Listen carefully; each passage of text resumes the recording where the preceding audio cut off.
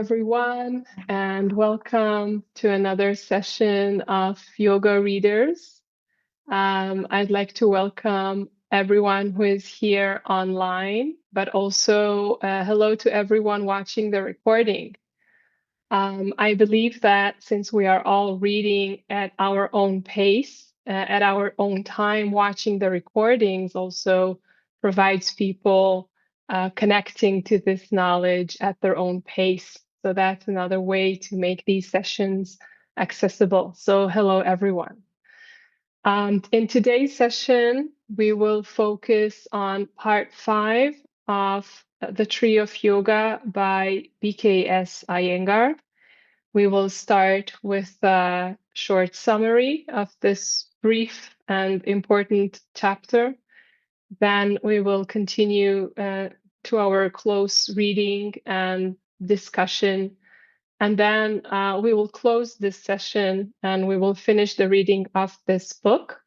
But this is not our last session regarding this book. So at the end of today's session, I will announce a special session, a gift that we received, the community of yoga readers. So stay tuned, and I will send you. I'll send you also details, but I will also tell you about a questionnaire I'm going to send you out, and we're going to have a community gathering that we will decide on together on the date and timing. So for those of you joining us today for the first time, Yoga Readers is a global online community of people who are interested in reading about yoga.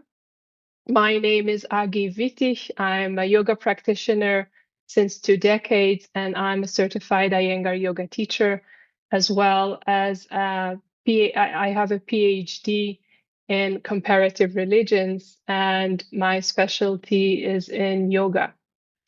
So today we will discuss chapter 5, as I said. And before I dive into the summary, I would like you all to write down in the chat, or if you prefer to open the mic and let me know, maybe in one word or in a short phrase, what do you think about yoga's potential to change society?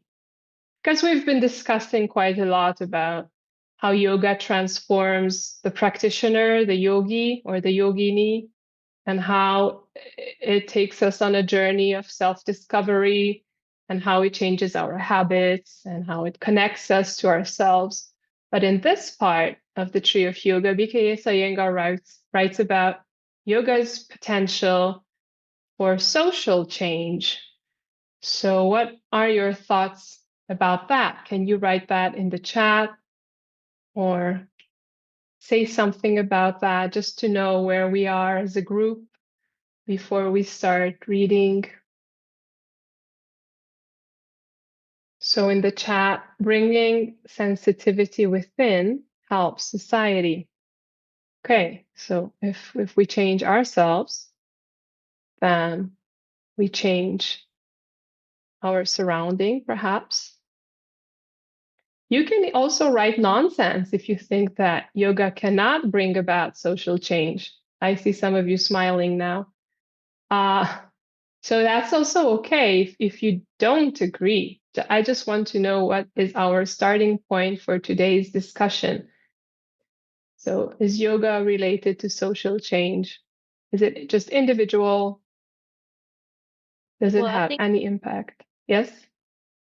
I think if you practice in a way that it makes you healthier, it immediately always changes also how happy and content you are, how you relate to others. And if it's hard to be happy when you're very sluggish and disconnected to your body. Then you're usually also not so connected to your environment, how you come across, or may not notice someone who's in need of help and these type of things. So this kind of things those are things that you learn when you practice yoga. So thank you, Esther. I agree. And Ruthie wrote in the chat, it brings people together, it makes people more sensitive to others, and it brings a feeling of peace between people. So I would even add perhaps a sense of community if it's among the yoga practitioners. Okay. I would like to say that Yes. if the whole world would practice yama and niyama, we're already in a good place, obviously, because these are basic rules about behavior and nonviolence. And so that will be ideal for society. Thank you, Michal. Yes, I agree. I know. And regarding social change, Patanjali says that one of the results of practicing ahimsa, which Michal now addressed as yama and niyama, when a yogi practices ahimsa or non-violence, the violence around him stops. So I think that's kind of suggesting that the actions of the yogi can impact the surrounding around him. Okay, so let's dive into the chapter summary I prepared. So in this section, in section 5, B.K.S. Iyengar, he expands the scope of yoga beyond the personal practice to what we just discussed, the potential impact on whole society. He presents yoga as a comprehensive art form that encompasses physical, mental, and spiritual dimensions. And he argues that when yoga is practiced and taught with integrity and understanding, it can be a powerful force for positive change in the world.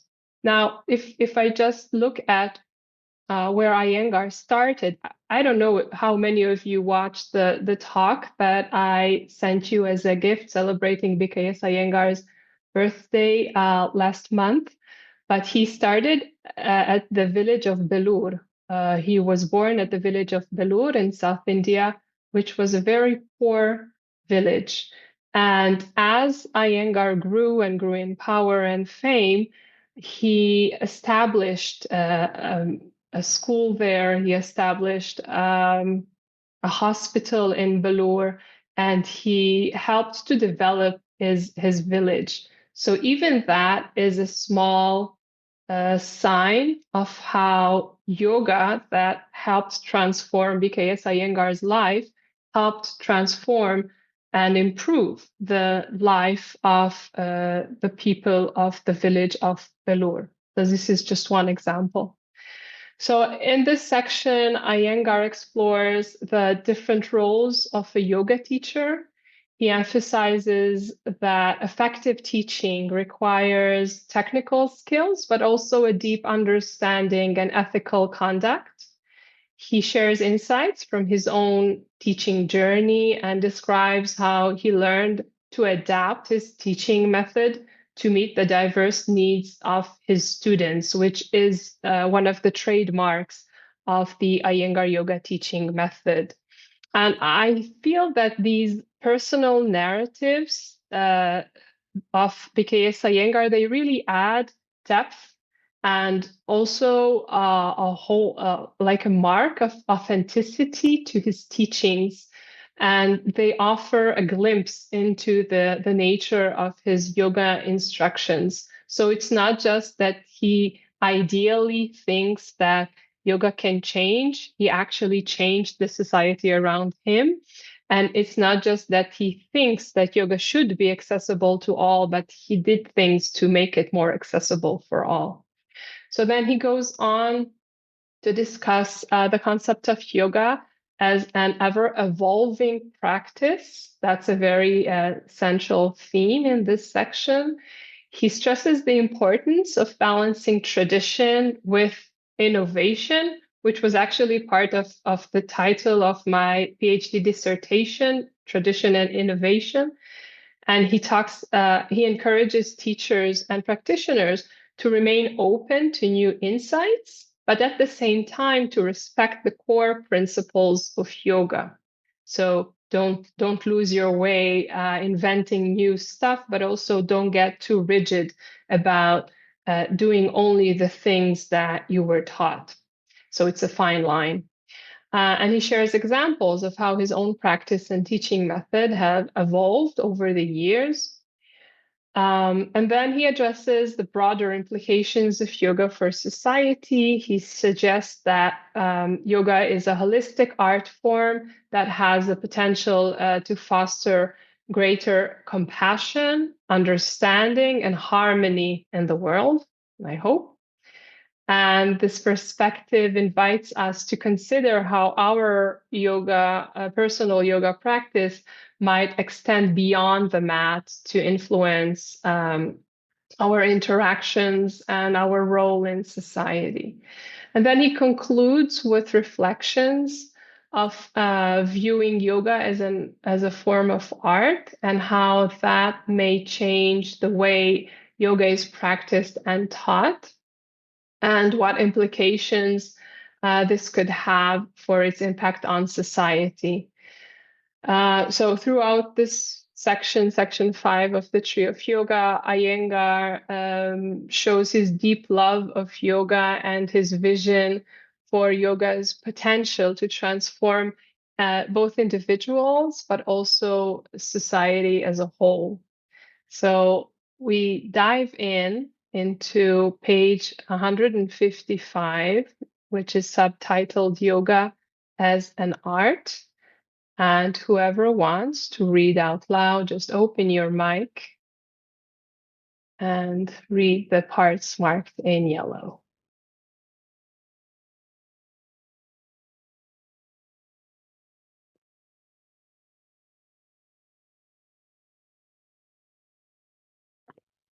I'll start. Yoga is known by almost everyone as a philosophy or as a path, but very few know that yoga is also an art. No artist can define his own art. What art is can only be expressed through art itself and not by words. The sages of ancient times distinguished between knowledge of the world and knowledge of the soul.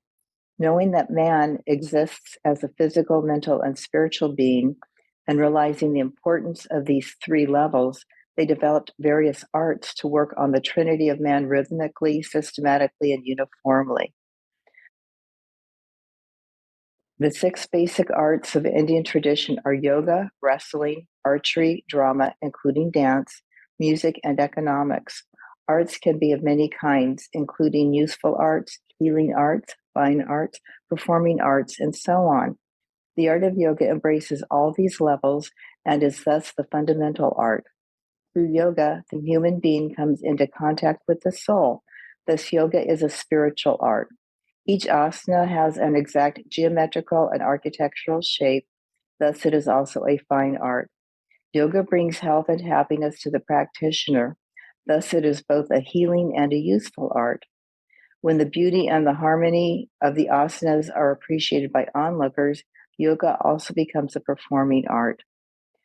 3 qualities are required if one is to become an artist. One must have aptitude or the ability to acquire mastery of the art. One must have tremendous love for one's art in order to work on it with determination, effort, and concentration. And one must have imagination and creativity to develop the art. Oh, let's see, I got lost. The art along new and unknown paths. What is the art along, okay, I see the hand. Okay, thank you. The art along new and unknown paths. What is known today was unknown yesterday. Every day there is new knowledge, but the unknown remains vast because the universal is vast.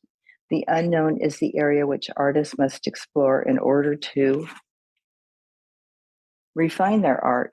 While living in a normal social environment, artists must at the same time show new vibrancy and bring about hitherto untapped transformations in order for their art to live.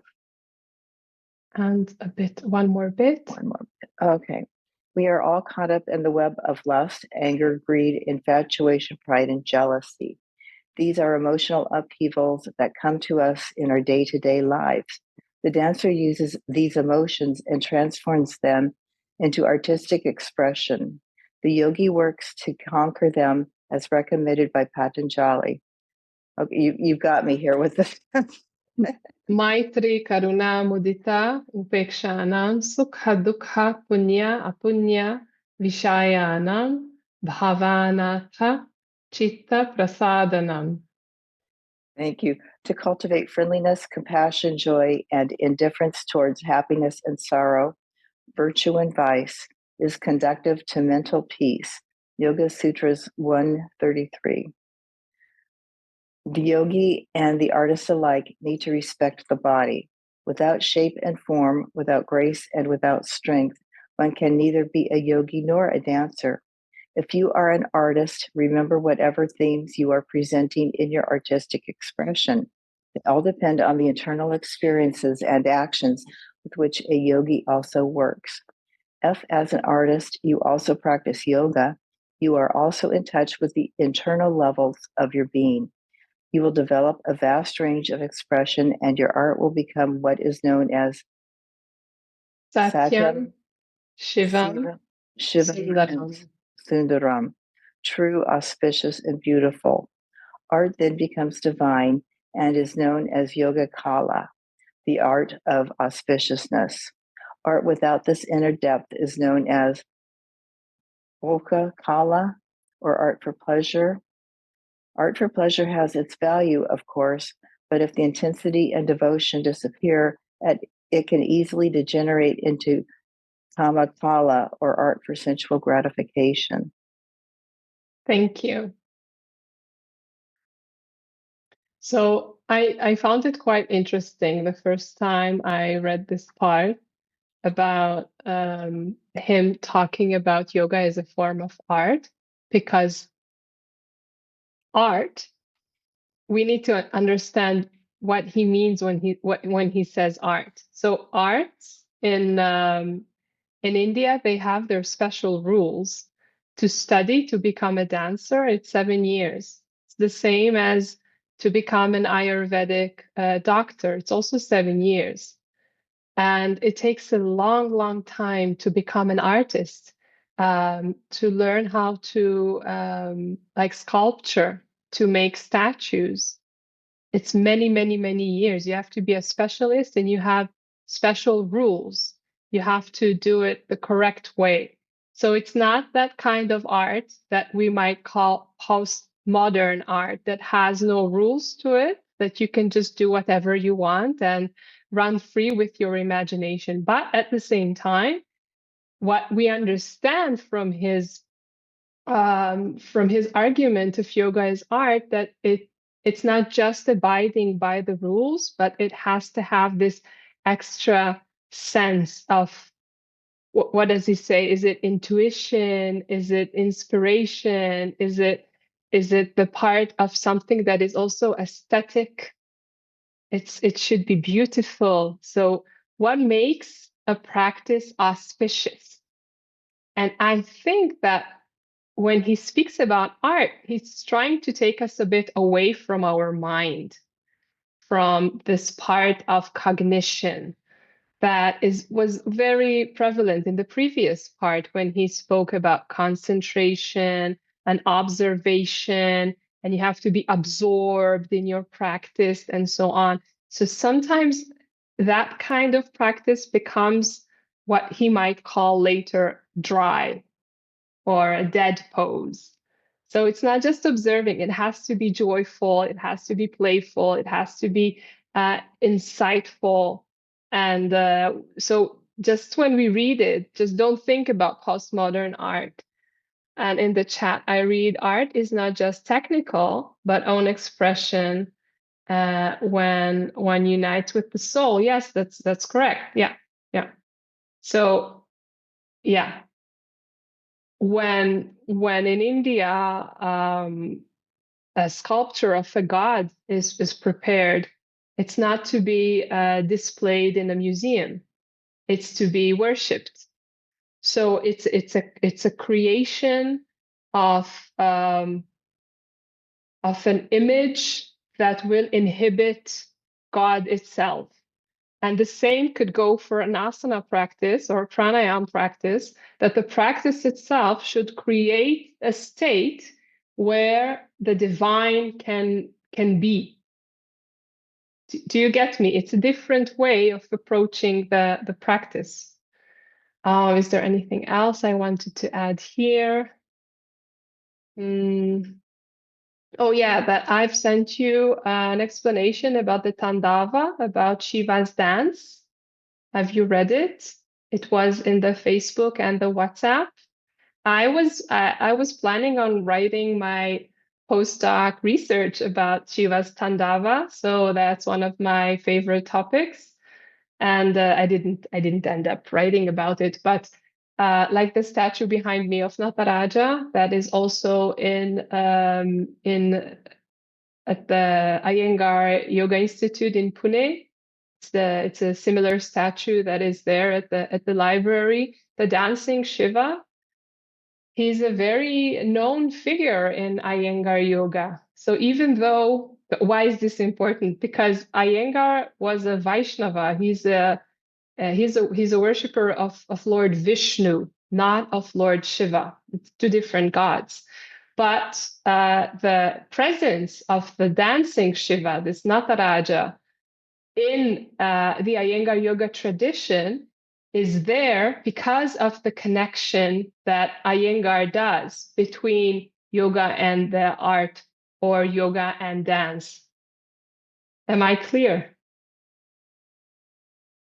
So for me, for me as a scholar, it was quite interesting to see an image of Lord Shiva in this surrounding of let's say worshippers of Vishnu. But at the same time, as a practitioner, I didn't mind. This is a divinity and that's a divinity. But as a scholar, for me, it's really interesting how he is there. Okay. So I just wanted to add that about the Shiva Tandava, but we don't have time to go into it now because here we are doing the close reading. And his also what he compares between the yoga kala and the bhoga kala. Yes, Natasha, a moment is also, it's quite common to say, are we living a life of pleasure or are we living the life of yoga? And this comparison between the two just makes it more clear that when he talks about art, it's not just the aesthetics. It's not art for pleasure. It's not to watch a dance just to have fun. It's to watch a dancer to get inspiration, like what happened in Shiva's Tandava dance. And even the dancer himself is not doing it just to enjoy himself, but to get to a certain state. Yes, Natasha. Yeah, I just wanted to ask a question, maybe because you studied and read when he mentions 6 kinds of arts. What about the academics? Not academics, but economics. If you can just say something. No, I can't. I was not prepared for that question. And I can't explain why economics here is a form of art. I know that I just read at the weekend there is a famous story of Narada, which was the wisest person at the Hindu mythology, at least. And it said that he is the master of, is it 13? Could be more form of knowledges. And among that, there is astronomy and astrology and economics and arts and medicine and so on. So it's a very big list. And many times in Indian philosophy, there are these lists, and there are different lists in different texts. So I'm not sure how economics comes into this, but I can look into it. Okay. So let's continue. We are now going to another topic that I thought you would be interested in, which is about teachers and teaching. So I was thinking, oh, but maybe not everyone here is a teacher. But then again, everyone here knows a teacher, right? So we will read about teachers and teaching. And we start by page 159. Then we'll stop and we'll have 2 more bits of reading. So whoever is willing to read out loud.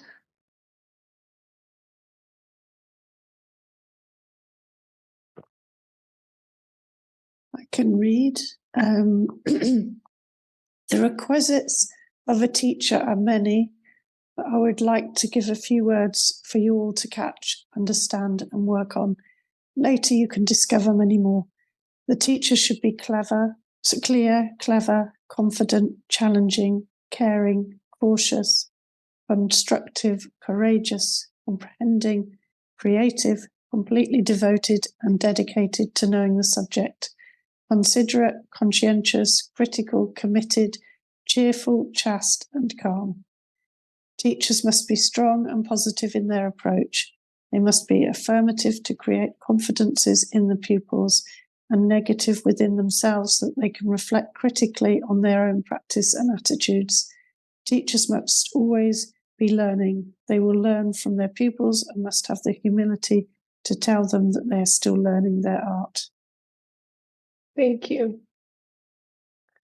What I like about this bit, it's not just how Iyengar tells us how we should act, but that in his own teaching method, and that's something I researched, how did he come up with all these systems and protocols and adjustments?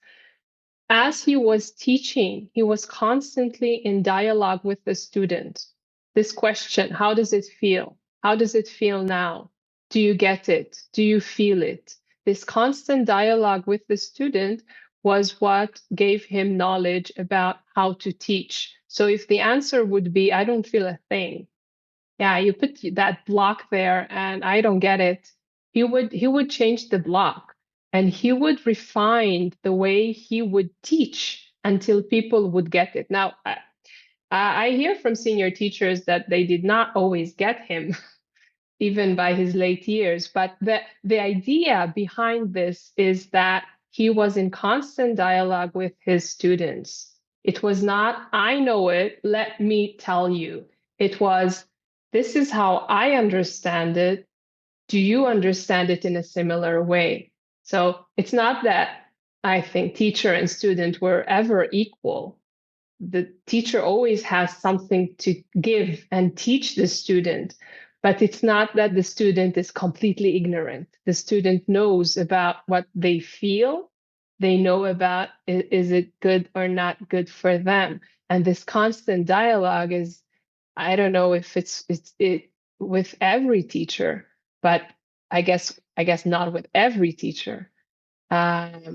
It was unique for him and for his time. It's not the way he was taught, for certain. And I think this is something that gave him the ability to become a great teacher, not just to give what he has, what he learned, but keep on learning from, he kept on learning from his students of how to teach in a better way so they understand him better. Yeah, that's something I wanted to emphasize here. And then we go to page 161. And then we go to 162. These are small bits.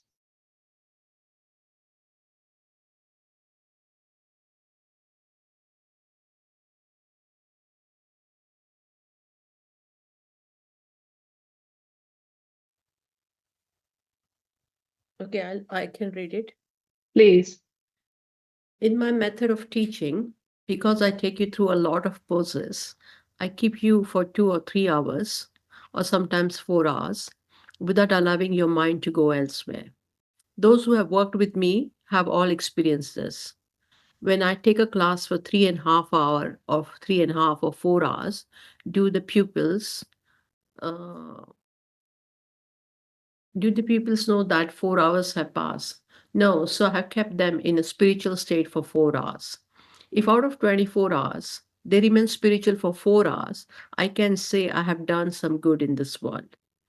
Suppose I were to ask you to do a meditation, to close your eyes and remain in silence, and suppose I also were to close my eyes, could I know what was going on? Something went wrong. I can't see the part of the screen now. Yeah, okay. Could I know what was going on in your mind? Perhaps you call that spiritual, but I would say there is no spirituality there because your mind will be wandering elsewhere. That is not my method of teaching. I teach externally, but in doing so, I'm keeping your internal organs in a state of single pointed awareness for 4 hours at a stretch. So I don't need a certificate to say whether this is physical yoga or spiritual yoga. When I'm teaching, I know that for 4 hours, your mind has not been allowed to wander. And when I teach, I make you fully aware of your body, your mind, your senses, and your intelligence. I'm very active in the classes I gave. Does that mean I'm not meditating? You may meditate sitting in a corner, but I'm moving everywhere and I'm meditating. What is the difference between the two? Sitting in a corner and closing the eyes is not necessarily meditation. It may be just emptiness. Some people say I'm a physical man because I touch my pupil's body to correct them when I'm teaching and ask them to stretch here or stretch there. Yet at the same time, I'm aware inside and I'm aware outside. As you sit with your eyes closed, you are aware inside, but you're not aware outside. I too see within, but also see outside with the same light. Otherwise, how could I correct so many people when I'm teaching? If they make mistakes, I go immediately to correct them. Uh, So I'm integrated when I'm teaching 50 people or 300 people. When one becomes completely integrated, that is meditation. How can I not be meditating when I know 300 people's mistake? Thank you. Well, I don't know. Was anyone in Iyengar's class to share light about that? Maybe share an insight about, because I hear this from senior teachers. Yeah, when I used to go in Pune, that was like 25 years ago. Um, um, I mean, so Guruji, I mean, though we respect and everything, but like he used to be totally like sometimes if you don't get the pose, his voice is to really go high, and people used to actually get shit scared sometimes of him till you really know Guruji, right? It was always a process, but he knew exactly. I had gone because I had a slip disc, and only one session, because my friend's mother was a senior teacher there, like they've been doing for 40, 50 years. That one session changed my attitude towards yoga. One session. Thank you, Sugandha. And Brigitte, you wanted to say something.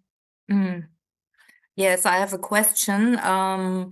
If somebody really, well, I can't really imagine that Iyengar was in dialogue with his students. I have not been to his classes, to Gitaji and Prashantji, and well, maybe it was a small group in earlier times. I don't know. Do you have information that he really was in dialogue? And would anybody dare to say, I don't feel anything when Iyengar brings you a block? And well, I don't know. I've in my mind that it's well, Yeah.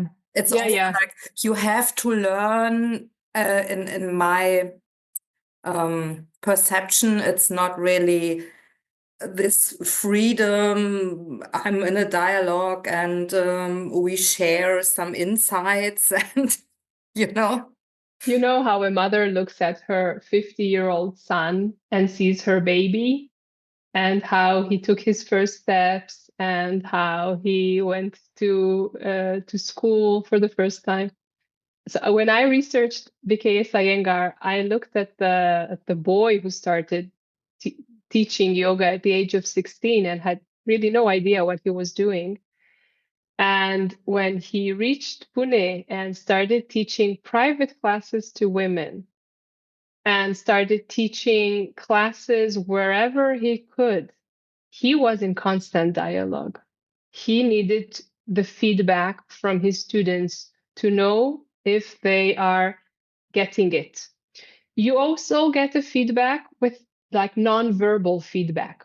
We know that. If you tell your student to do something and the breath changes, the color of the skin, the eyes change, the muscles start to shiver. So, or if there's a relaxation and the abdomen relaxes, no words are needed. But there was a dialogue. He was listening to his students, he was observing them, and he was getting feedback. And in his biography, he says that he actually sent his wife to talk to the women in his classes and ask them about what they feel and then report back to him. Gita Iyengar would teach private classes later on. This is the 50s, 60s, because she was born in 44. So in the 60s, and she would come back to her father and sometimes her mother and report, this is what I did, this is what they said, how should I refine the postures? So this was a constant feedback between how the students reacted. It wasn't like, let's sit in a circle and share our emotions. No, never that. But it was a constant dialogue and not just, I know this is how you should practice the postures and that's it. I do think that in the 70s and the 80s, he knew enough. He had enough experience. And the West started to pour into India after he had his institute in 75. There was a visa problem to India before that. So during the 80s, more people came from outside of India to India, and then he became more popular in the West during the 80s, like even more than before. And these talks are taken from his talks with a Western audience in the 80s. So this is the time when I could say he already knew. But I think there was still a dialogue, especially in therapy classes, when there was more, I wouldn't say one-on-one, but more space to have a conversation or a dialogue, maybe not a verbal one. So yes, I would insist that there was a dialogue between teacher and student, and that Iyengar constantly was seeking how can he take his inner experience of a posture and help another person to achieve it. Yes. Yeah, that's Yes. very interesting. And I would have loved to be there in these former times because, yeah, I'm very curious. It's not really about, it's another subject, but I read your posts on Facebook where you also write about trauma-sensitive yoga. And yeah, just a little, it's another theme, but I'm often asking myself, how can I combine Iyengar yoga and trauma-sensitive yoga? Because Iyengar yoga for me is at some point got authoritarian, yes. And when I was in Pune, Gita was shouting, and I was really in fear. So, yeah, and that's it's very interesting. Thank you very much for sharing. Gita would often say after she would shout, do I have to shout for you to listen to me? Do you really need me to shout? Like this was another instrument for her voice to make people more alert. There is a lot to say about cultural differences. There's a lot to say about generations that came and went. There's a lot to say about how Gita was raised and the early passing of her mother. So, but this is not the time and place for it. But yes, we need to remember that once Iyengar yoga was taught without any props, and once Iyengar yoga was as dynamic as Ashtanga yoga. And we need to remember that B.K.S. Iyengar was performing Iyengar like a circus boy on a stage in front of an audience who was yawning at him. And we need to remember that Iyengar went to the UK and ate uncooked rice because he was a vegetarian and he couldn't eat with his hosts, and that he was among the last ones to leave the boat when they were coming off of it because he was brown. So there is a lot of parts of B.K.S. Iyengar. It's not that he was always this famous person who came into the room and everybody applauded to him, and that he was always respected. So I get a lot of criticism about, oh, if he's a yogi, why did he have so many golden rings? Well, it has to do with Indian astrology. It has to do with him being a Brahmin. It has to do with him loving rings, you know? He was over 80 when I think he started wearing them. There is a lot to unpack. There is a lot to unpack, and we need to remember that there's always a bigger picture to what we see. Okay, let's go for our last bit of reading, which is page 166 to 167, 165. I missed that. 165 to 166 then. Okay.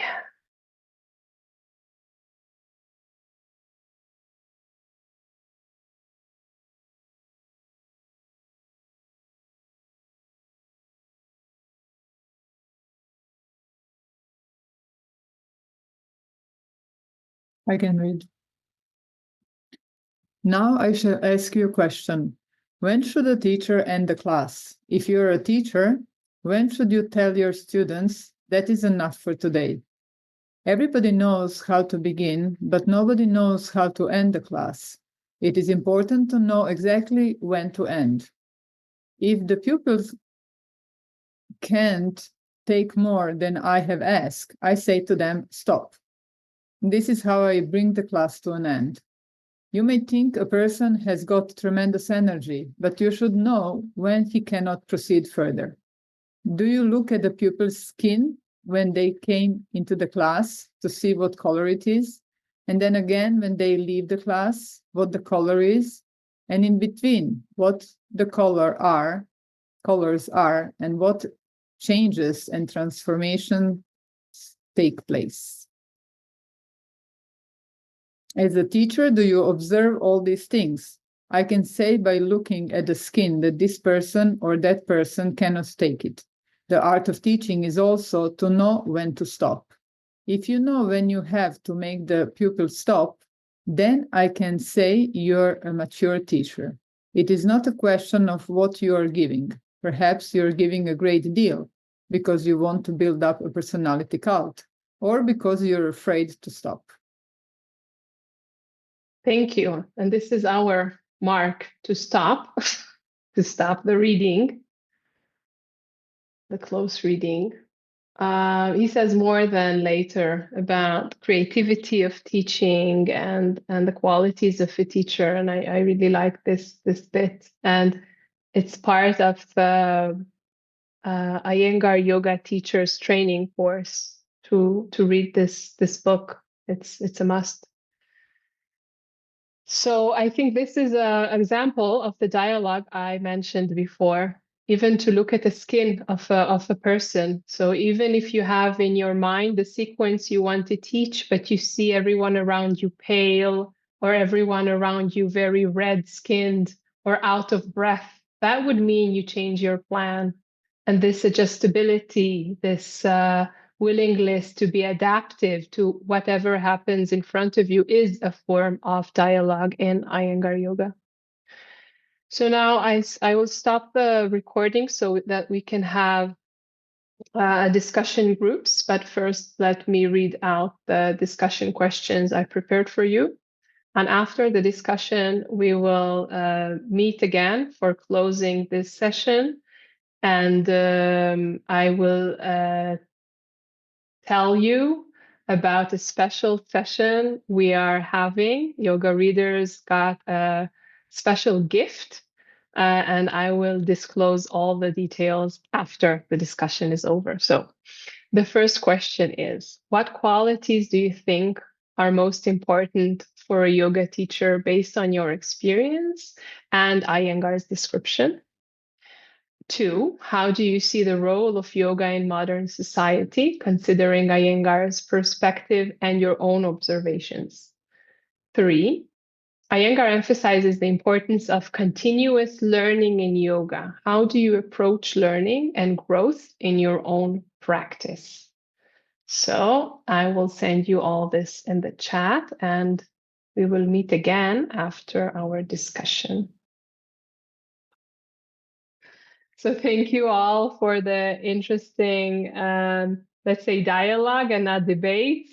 It got very heated about what a teacher should and should not do, and about the role of yoga in our modern society. I'm glad. This is why we have yoga readers, to have this ongoing discussion between not just ourselves in our heads, but with other yogis who are interested in having these discussions. So before letting you know about our special session and then opening your mic again for if you have any more questions or anything to add, just 3 things I need to tell you. So the first thing is that I really, really want to hear from you. How was your experience during the reading of the Tree of Yoga together? Now, some of you are letting me know in messages through WhatsApp. Some of you are writing to me in Facebook. I would like to send out a questionnaire in Google Forms so people can answer, because I find it sometimes it's difficult just to say, oh, how was the process? How were the last 3 months for you? That's a big question. So of course, if you want to share here, I would be happy to hear it. And if you'd like to write it down, I would be very happy to read it. And I will send you all a questionnaire. Also, because I want to know how to do things better, if there are things that can be improved, and if you have more ideas about what to do. Like last time we read Light on Life, and I didn't do these small focus bits on Indian mythology and these Sanskrit concepts. This came from you guys. You said, can you please explain a bit more about it? So I did. So if you have more ideas, I would be very happy to hear them as well.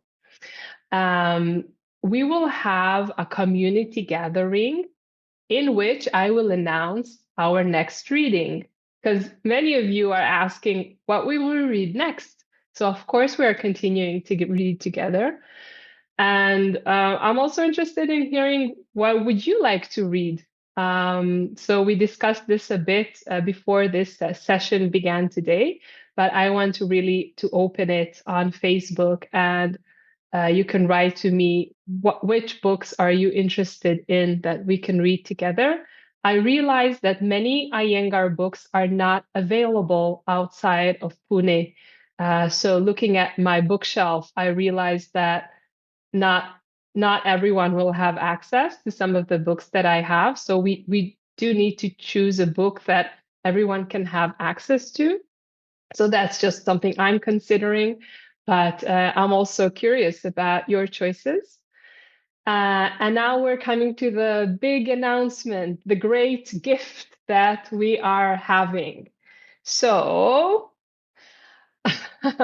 as you know, the Tree of Yoga, we are reading it also in Hebrew. And I had a problem of accessibility with this book in Hebrew because it was not published for 10 years in Israel. So I contacted the translator and the publisher, and it was republished actually twice in Israel because it was sold out the first time. So the book is again circulated in Hebrew in Israel, which is awesome. And I talked to the translator of the book, and the translator of the book is Eyal Shifroni.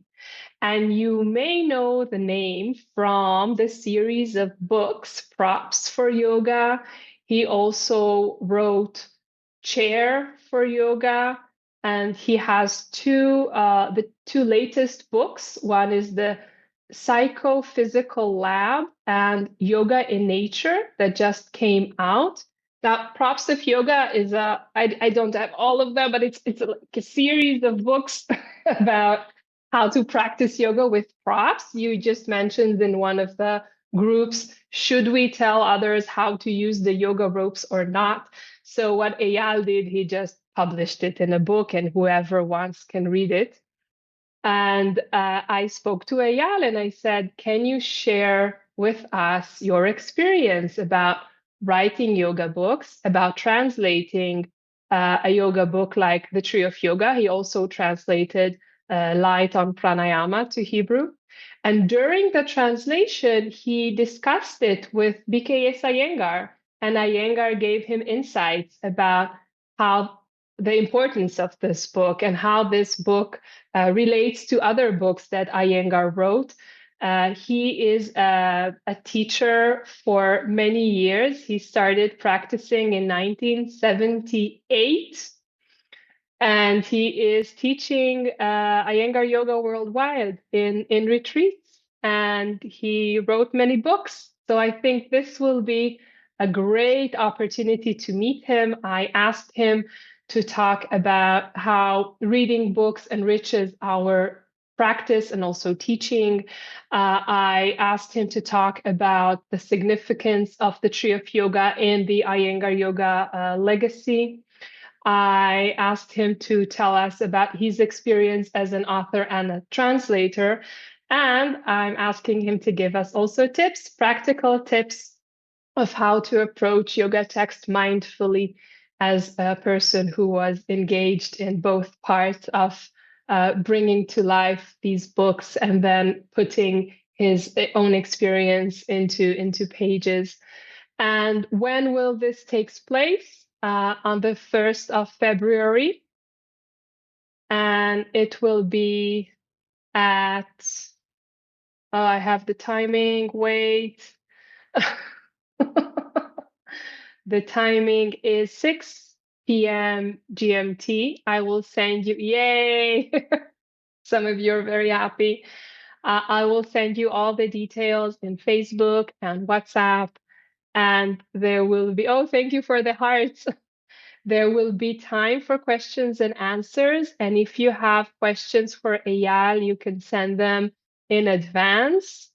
And I think this will be a wonderful session. And after that, we will have our community gathering, which is just us discussing the process that we had and announcing the new book. So thank you all. 6 is 8 in Israel? Yes, Michal. Any questions, anything to share before we close for today? Yes, you are wonderful. Thank you, Michal. I mean it.